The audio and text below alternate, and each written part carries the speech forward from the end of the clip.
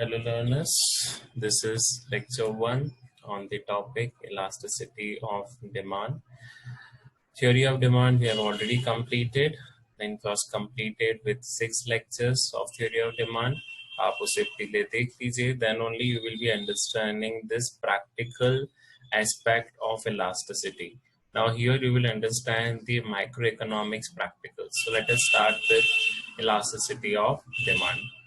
First and foremost, जैसे आपको पता है, डिमांड ऑफ कमोडिटी किससे इन्फ्लुएंस होती है? Price, income and price of related goods. ये अपन ने पढ़ा भी था, पहले बताया था प्राइस डिमांड, फिर अपन ने इनकम डिमांड, और फिर अपन ने पढ़ा था cross demand. So demand is affected by all this things. But हम जब प्रैक्टिकल करने जा रहे हैं, सो अभी हम निकालेंगे ओनली प्राइस इलास्टिसिटी. ठीक है. अब यहाँ पे जब अपन ने लॉ ऑफ डिमांड पढ़ा, What was law of demand? Tell me. Law of demand क्या था बेटा? कि प्राइस इंक्रीज होगा तो डिमांड क्या होगी? Demand decrease. Demand decrease. ये लॉ ऑफ डिमांड था. अब ये Yes, तो लॉ ऑफ डिमांड है, पर हमको ये नहीं पता है, but we does not know what is the degree, कि कितने परसेंट से प्राइस बढ़ेगा और कितने परसेंट से डिमांड कम होगी, या कितने परसेंट से प्राइस कम होगा और कितने परसेंट से डिमांड इंक्रीज होगी. ये तो आपने बेसिकली एक लॉ पढ़ा लिया, बट ये कैसे पता करेगा? Suppose take the example, a price, suppose at a price of ₹12 consumer कितना कंज्यूम कर रहा है? 60 आइसक्रीम्स. अब जब प्राइस ₹9 फॉल हो गया है, कितने से? ₹9 से फॉल हो गया है, तो क्वांटिटी कितनी आएगी? क्या इसको मैं मेजर कर सकता हूं क्या? जैसे जब 12 पे प्राइस था तो 60 क्वांटिटी डिमांडेड थी, और 9%, अब सपोज 9 पे आका फॉल हो गया, तो यहाँ पे कितनी क्वांटिटी डिमांड की जाएगी कंज्यूमर से? Can I calculate that? Say yes और नो? No sir. इसके बारे में बताओ. इसको कैलकुलेशन आप तब कर पाओगे when you will be able to understand the elasticity of demand. ठीक है. अब डिमांड में rise to 66, 72, it can rise to 80, it can rise to 60, but हमारे पास एग्जैक्ट आंसर नहीं है. फॉर दैट एग्जैक्ट आंसर बेटा, we have to study elasticity, कि कितनी इलास्टिसिटी है. सी, इलास्टिसिटी का मतलब क्या होता है? What is the change? See, it refers, it is the measure in response. It is the elasticity of demand measures the responsiveness of the quantity demanded. मतलब quantity में कितना change है due to change in its price, change in consumer income and change in price of related goods. But अभी 11th में अपन को सिर्फ देखना है प्राइस इलास्टिसिटी. कंज्यूमर इनकम और प्राइस रिलेटेड टू गुड्स के प्रैक्टिकल्स आपके कोर्स में नहीं है. We have only price elasticity, की प्राइस का इफेक्ट कितना हो रहा है, we will be understanding that only. As you can see, kinds of elasticity क्या होगी बेटा? ये अपन ने काइंड्स ऑफ डिमांड में नहीं पढ़ा था. क्या था बताओ मुझे. सर क्या समझ नहीं आया सर, वापस. काइंड्स ऑफ डिमांड में बताया था, price demand, income demand, cross demand. Yes sir, yes sir, yes याद सर. है? तो उस तरह की इलास्टिसिटी भी तो होगी ना. प्राइस इलास्टिसिटी है, yes income sir, yes elasticity sir. है, क्रॉस इलास्टिसिटी है. क्रॉस. तो यहाँ पे इलास्टिसिटी भी यही होंगी, बट फोकस इज दैट कि हमारे कोर्स में कौन सी है बेटा? What is in our course of micro economic? Price elasticity. हमारे कोर्स में सिर्फ प्राइस इलास्टिसिटी ऑफ डिमांड है. ठीक है. So here as you can see, यहाँ पे पूरा वापस वही स्लाइड आपके सामने आएगी कि price elasticity, income elasticity as well as cross elasticity. तो यहाँ पे देखो, यहाँ पे जब हम प्राइस इलास्टिसिटी पढ़ते हैं तो हम तो वही पढ़ेंगे अभी प्रैक्टिकल उसके, पर आपको थ्योरी नॉलेज होना चाहिए इन सब का. Price elasticity is respond of demand due to change in its price, मतलब ऑन कमोडिटी. इनकम इलास्टिसिटी क्या बताएगा? It shows the responsiveness of demand due to change in income of the consumer, कि income से क्या change हुआ. और cross elasticity आपकी बताएगी change in demand due to change in the price of what? Due to change in the price of related goods. ठीक है. Now as I already told you, हमारे कोर्स में क्या है?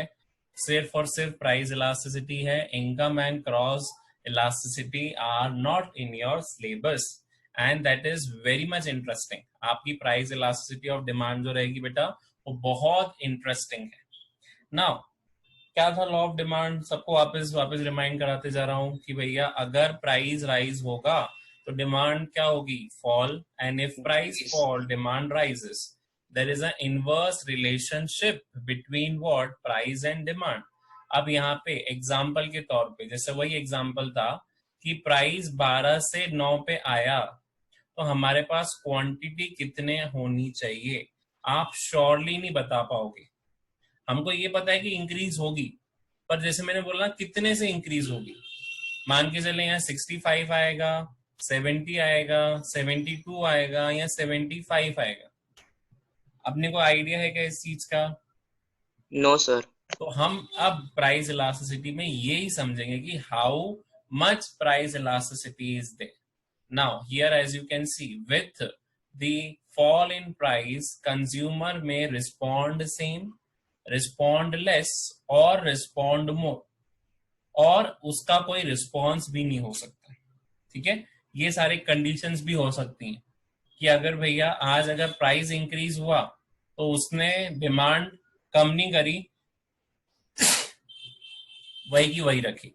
उसके बाद हो सकता है कि अगर प्राइस इंक्रीज हुआ तो उसकी रिस्पॉन्स क्या होगी, डिमांड लेस.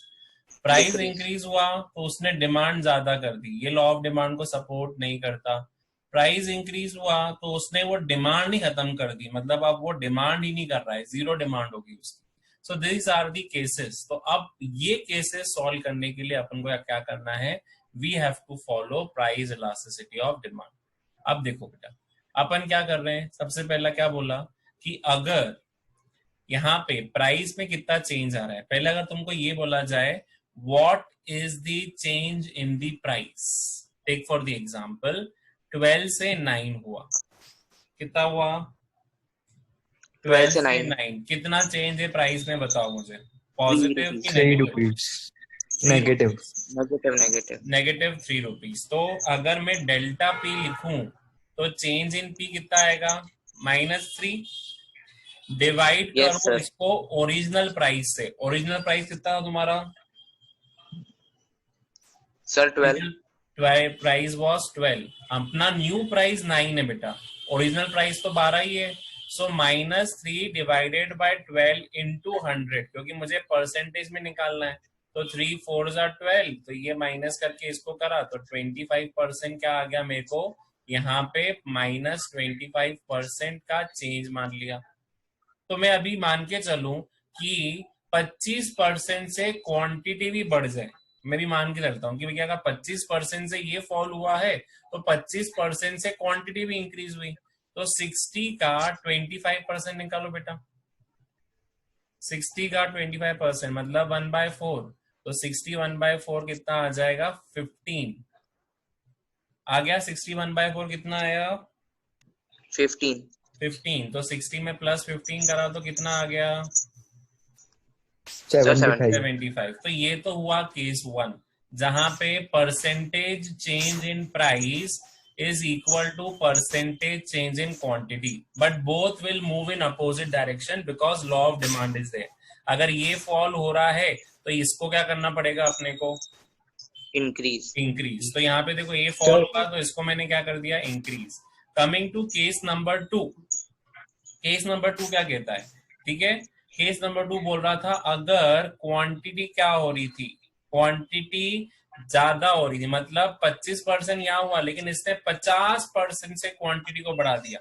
तो अब 60 का कितना परसेंट निकालूंगा मैं, कितना परसेंट, 50%. तो 60 का 50% निकालो, 60/50/100, ये हो जाएगा हाफ. 60 का 50% कितना आ जाएगा बेटा, 30. तो 60 + 30 करूंगा तो कितना आंसर बनेगा मेरा, 90. ये तो हुआ केस नंबर 2. ये हो गया जब वो ज्यादा रिस्पॉन्ड कर रहा है. कमिंग टू केस नंबर 3, अगर वो कम रिस्पॉन्स कर रहा है, मतलब ये 25% से बढ़ा है और क्वांटिटी 10% से ही बढ़ी, तो 60 का 10% वापस निकालो, कितना हुआ, 60 का 10%, बताओ बताओ। Sir 6 sir 6। 6 तो 60 + 6 कितना हुआ? 66 66। तो ये हो गया केस नंबर 3। अब केस नंबर 4 क्या बोल रहा था? अगर कुछ भी रिस्पॉन्ड नहीं हुआ, मतलब उसने प्राइस इंक्रीज पे 0% क्वांटिटी को इंक्रीज करा, देयर वाज नो रिस्पॉन्ड। अब ये हमारे पास 4 केसेस हैं बेटा, पर अपन को ये तो नहीं पता है कि इसमें से कंफर्म केस क्या है, मतलब क्वांटिटी किस पे आके रुकेगी। क्या कंफर्मेशन है क्या आपको कि वो इसी नो सर 75 पे रुकेगी, या 90 पे ही रुकेगी, या नो 66 पे सर रुकेगी, या 60 पे रुकेगी? ऐसा कोई कंफर्म केस है क्या अपने पास? नो सर तो अब हमको क्या करना है, अपन क्या करेंगे, we will be focusing on this. Now let us focus on sir next. एक क्वेश्चन था। हाँ बेटा बोल। सर अगर प्राइस डिक्रीज होगा तो क्वांटिटी भी डिक्रीज होनी चाहिए ना? नहीं, लॉ ऑफ डिमांड क्या कहता है बेटा? प्राइस अगर डिक्रीज हो रहा है तो क्वांटिटी क्या होगी? अच्छा, इंक्रीज होगी। इंक्रीज ही होगी ना। अच्छा ठीक है, ठीक। समझ में आया? हाँ हाँ हाँ। Now let us understand this. Okay, अब ये प्राइस इलास्टिसिटी ऑफ डिमांड के फॉर्मूले को हम फ्रेम करते हैं। Price elasticity will measure degree of responsiveness of demand due to change in the price of commodity. पहले ही बोला कि हमको ये देखना है कि जो भी प्राइस में चेंज है वो क्वांटिटी में कितना इफेक्ट दे रहा है। वो क्वांटिटी को इंक्रीज कर रहा है, डिक्रीज कर रहा है, ये तो पता चल जाएगा क्योंकि लॉ ऑफ डिमांड फॉलो हो रहा है। लेकिन कितने % से इंक्रीज करेगा, कितने % से डिक्रीज करेगा, ये चीजें हमको देखनी है। But before going on the formula बेटा, यहाँ पे हैं कितनी coefficients? There are 5 coefficients of price elasticity of demand. कितने कोएफिशिएंट है भैया? Sir 5 5 coefficient. मतलब अगर मैं उसको रिप्रेजेंट करूं तो इलास्टिसिटी ऑफ डिमांड के 5 कोएफिशिएंट।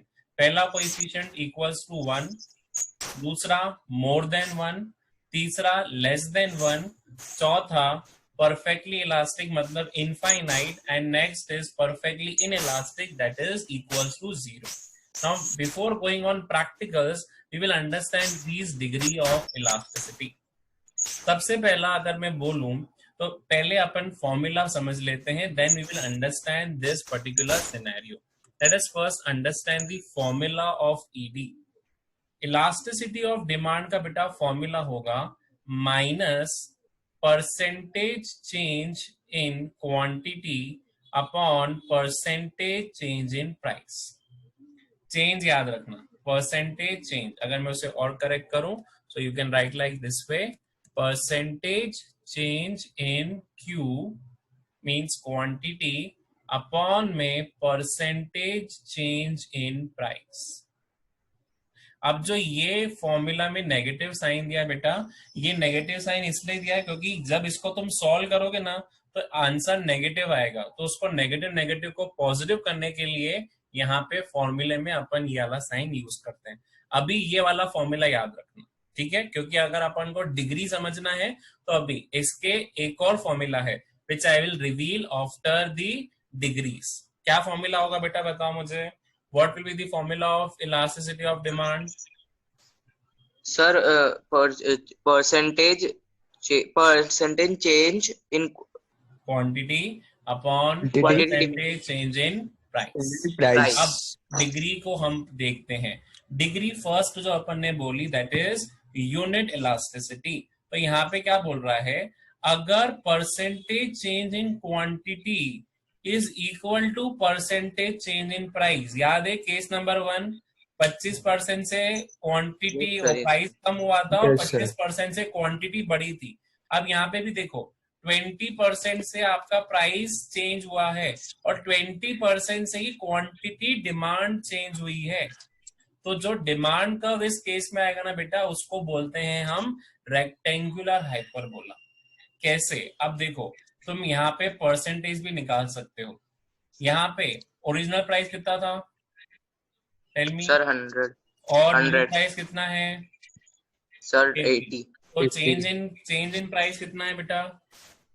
सर 20 को डिवाइड करो ओरिजिनल प्राइस से। कितना है ओरिजिनल प्राइस? 100. 100 मल्टीप्लाई करो 100 से, तो कितना चेंज मिला सर आपको? 5. 20% का चेंज मिला। अब देखो ये 20% से फॉल हुआ है, तो क्वांटिटी क्या होगी? 20% से इंक्रीज. इंक्रीज। तो देखो 20 से 4 हुआ, कितना चेंज आया क्वांटिटी में? सर 4. 4। डिवाइड 4%. करो ओरिजिनल क्वांटिटी से, कितनी ओरिजिनल क्वांटिटी है? 100. अरे ओरिजिनल क्वांटिटी, प्राइस नहीं। अच्छा 20. 20, 4 अपॉन तो 20 इंटू 100 करो, वन कितना हुआ अपॉन 5. वापस? अरे 4 5 जा 20, और ये 500 से माइक्रार, तो कितना आया वापस? 20. 20%। तो दोनों में सेम चेंज है कि अलग अलग चेंज है? सेम है. सेम है, पर याद रखना दोनों के डायरेक्शन अलग है। अगर ये -20% पे है, तो ये किस पे है? पॉजिटिव 20% पे, क्योंकि लॉ ऑफ डिमांड क्या चलना है, हमको फॉलो करना है। अगर ये -20% से डिक्रीज हुआ है, तो ये +20% से इंक्रीज हुआ है। सो अल्टीमेटली अगर दोनों में सेम चेंज है, तो इसको क्या बोलेंगे अपन? Elasticity is equals to how much बेटा? Elasticity is equals to 1। आ गया समझ में? और जब हम डायग्राम बनाएंगे, तो जो हमारे पास शेप आएगा उसको बोलते हैं हम रेक्टेंगुलर हाइपरबोला। क्या बोलेंगे? Rectangular. Rectangular hyperbola. This is elasticity of demand equals to 1। अब आ जाते हैं इलास्टिक डिमांड पे।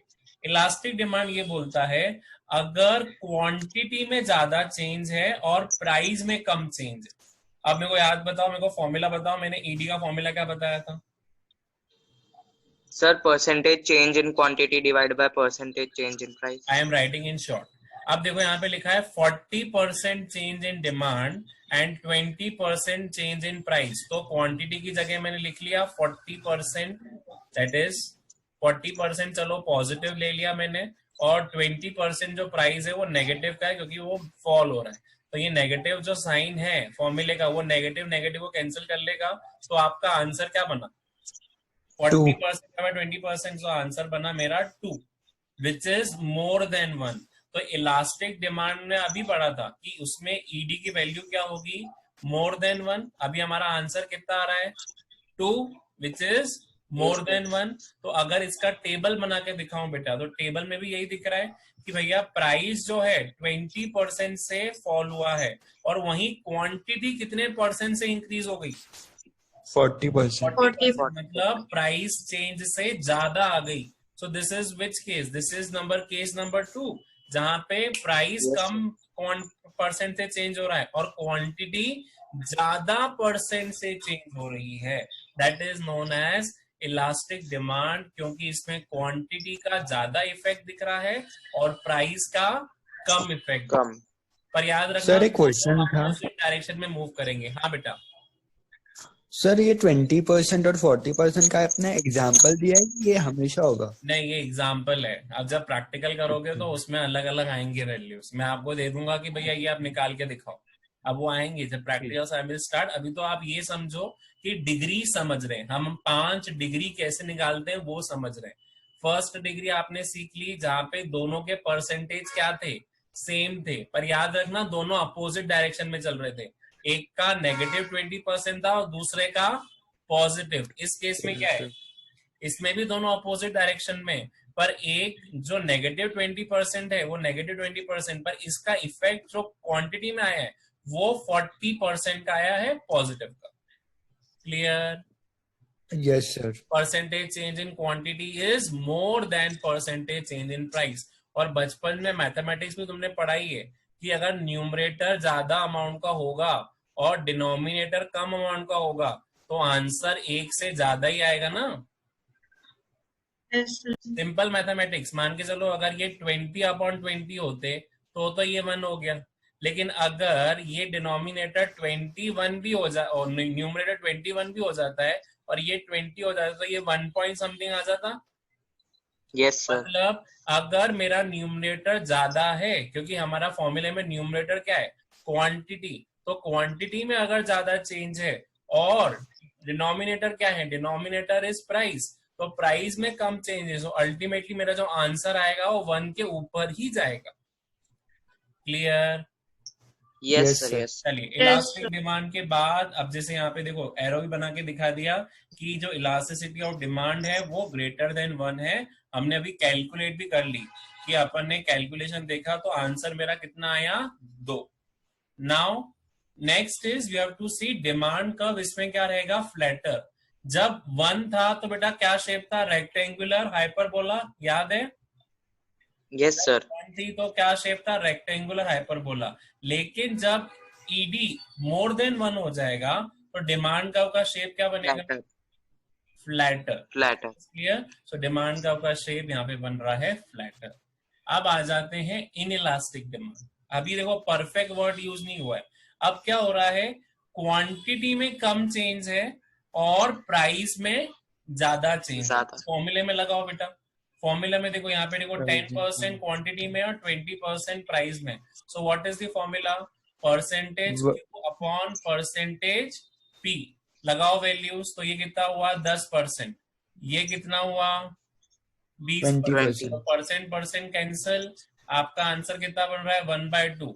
1/2. कितना आ गया 0.5 which Five. Is less than 1 और more than 1, less Less than than one. Less one. Than 1। तो लेस देन 1 क्यों बन रहा है, क्योंकि परसेंटेज चेंज इस बार जो है वो प्राइस में ज्यादा है और क्वांटिटी में कम है। सिंपल मैथमेटिक्स कि अगर अपना न्यूमरेटर मान के चलो, यहाँ पे न्यूमरेटर अभी 10 था और अगर डिनोमिनेटर उससे ज्यादा है, मान के चलो यहाँ पे अभी 20 लिया है, तो अगर आपका डिनोमिनेटर ज्यादा होगा तो आपका आंसर तो 1 से नीचे ही जाएगा। आई बात समझ में? इसीलिए आपका yes, देखो sir, yes. इलास्टिक वैल्यू जो आएगी वो 1 से नीचे ही आएगी। ठीक है, देखो यहाँ पे आपका चेंज यहाँ पे 20% का दिख रहा है, यहाँ पे नेगेटिव 20% है प्राइस का, लेकिन क्वांटिटी जो इंक्रीज हो रही है वो 20% से कम हो रही है, मतलब सिर्फ 10% पॉजिटिव चेंज आए। क्लियर? Yes sir. तो ये होगी Yes. Inelastic demand. Last 2 degrees discuss करते हैं, then we will end up. कल इसको और प्रैक्टिकल को करेंगे, लेकिन 2 डिग्रीज और समझाऊंगा, समझ लो। अच्छा, इसमें शेप क्या बनेगा डिमांड कर्व का, sir stepper, steeper. Steeper. Steeper क्या बोलेंगे इसको, सॉरी सर, स्टीपर। स्टीपर। उसको क्या स्टीपर। बोलते थे, Steeper. फ्लैटर। इसको क्या बोलूंगा मैं, स्टीपर। लास्ट में स्टीपर। सारे बता दूंगा कि शेप कौन कौन से थे। ठीक है, लास्ट में Yes. सारे शेप आपके रिमाइंड हो जाएंगे। अब आ जाते हैं last 2 degrees, that is perfectly inelastic. अब भैया परफेक्टली इनइलास्टिक में देखो क्या लिख रहा है, प्राइस में चेंज है लेकिन क्वांटिटी में चेंज है क्या, नो सर। क्वांटिटी आपकी वहीं की वहीं खड़ी हुई है, मतलब 20% चेंज इन प्राइस। लगाओ फॉर्मूले में जरा, percentage change in Q upon percentage change in price.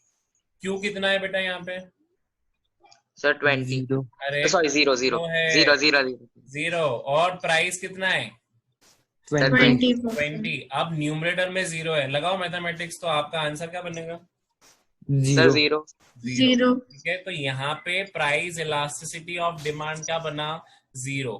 अब इसका शेप ध्यान से देखना बेटा, आपका प्राइस बढ़ रहा है, देखो प्राइस 80, 100, 120, लेकिन क्वांटिटी किस पे आके खड़ी हो गई है, क्वांटिटी 20 20 20, मतलब चाहे प्राइस 80 से 120 या और ऊपर चले जाए, पर अपनी क्वांटिटी क्या है, क्वांटिटी वहीं की वहीं पे है। Equal. In this case, you will be having a shape that will be known as।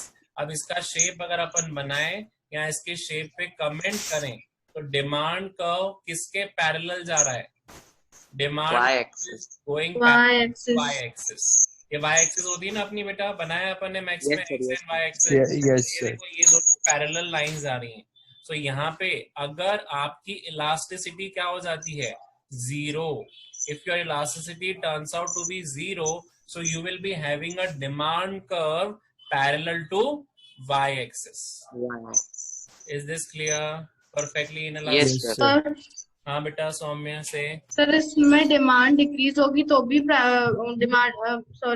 Price decrease होगी तो भी डिमांड में चेंज नहीं होगा ना। हाँ देख, प्राइस डिक्रीज हुआ तो भी डिमांड में चेंज नहीं आएगा। Okay okay sir.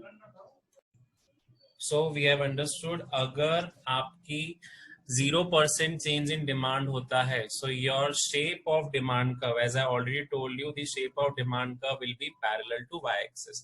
Now this will be the last slide of today's session, that is perfectly elastic demand.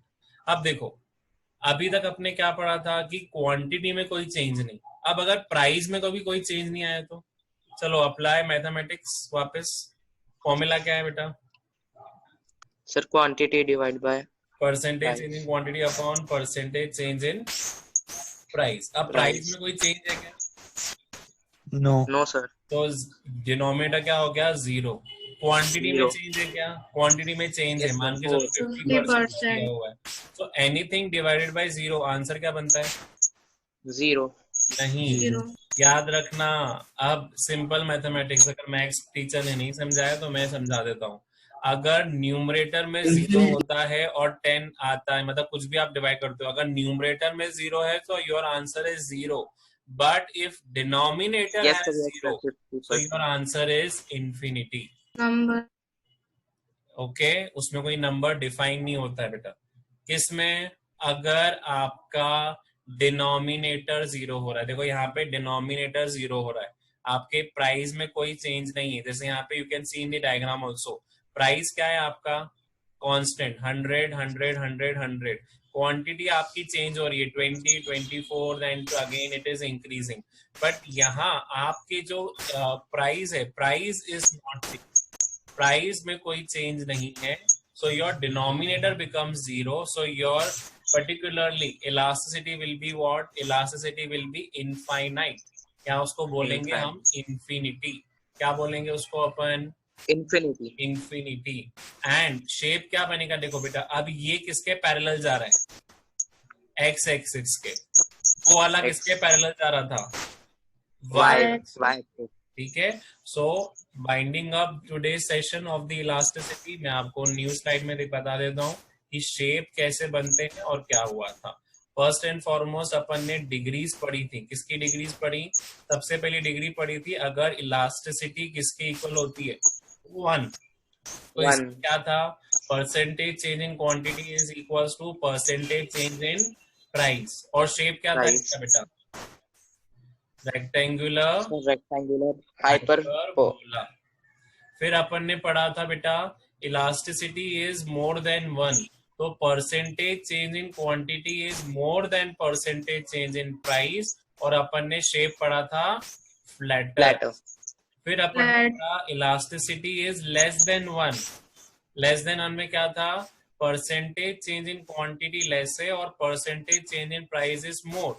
और इसका शेप क्या बना था? वेरी गुड सौम्य. फिर अपन ने पढ़ा इलास्टिसिटी इज इक्वल्स टू 0, तो उसमें क्या था? क्वांटिटी 0 हो गई थी. क्वांटिटी 0 हो गई तो आपका जो शेप बना था वो बना था parallel to y axis.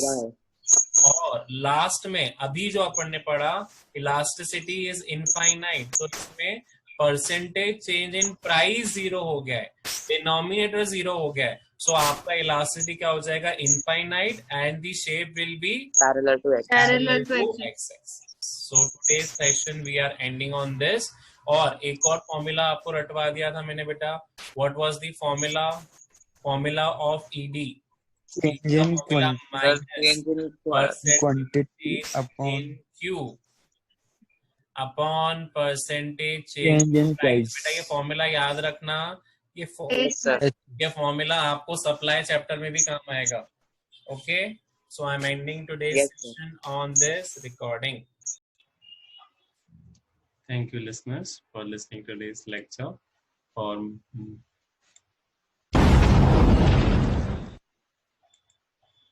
For more videos, do subscribe my channel for getting updates related to economics.